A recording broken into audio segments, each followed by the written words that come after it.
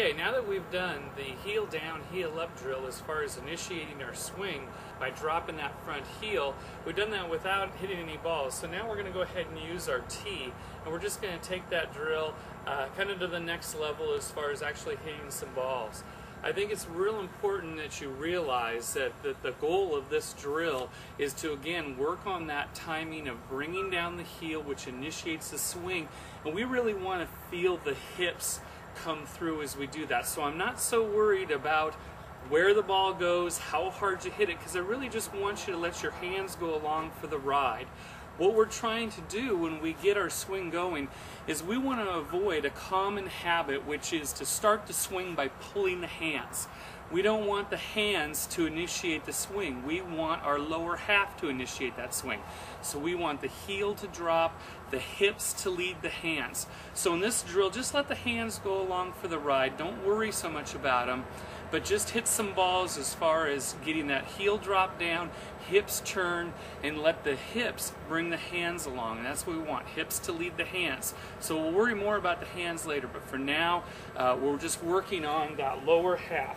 So go ahead and set a ball up on the tee for yourself, get in your stance, and before when we did this drill, we just kind of did it in just a natural athletic stance. This time, you can hit a few balls that way if you want to kind of review that, but this time what we want to do eventually is to get more out to where our stride foot is actually going to land. So we want to have our stride foot out to where it's going to land and then perform that drop so we can feel post-stride what that's going to feel like.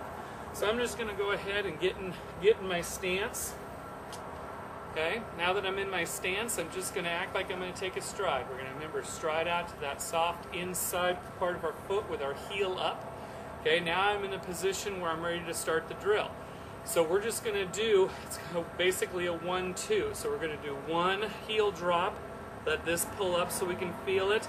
Then we're going to go back. Second time through, we're going to complete our swing and go ahead and hit the ball. So this is how this drill is going to look. So we're going to be here. I'm going to stride out, 1, and then 2. We're just going to hit it. Okay. Again, don't worry about about where the ball goes. Okay. Drill is to get the hips leading the hands. Okay. So we're out here. We're going to stride out, and then it's 1. You should see that coming, and then 2. Come on through. But again, main thing in this drill, worrying about initiating the swing with that heel drop, letting the hips lead the hands. So go ahead and take some swings with that and see how that feels. If it feels a little bit uncomfortable, go back and do a few more swings without the ball on the tee and do it more in an athletic stance so you get that feel down. But in the end, you should be able to translate this to the tee and be real comfortable doing a heel drop and then turn. After you feel good, then go ahead and just go through your whole swing. So in that case, we're just going to stride out, and then it's just a heel drop and swing. So we're going to get rid of the first part. So it's just stride, heel drop. Again, don't worry about the hands so much. Let the hips lead.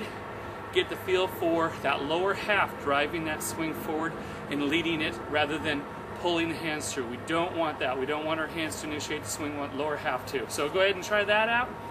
Get comfortable with it, and then you can move on to the next lesson.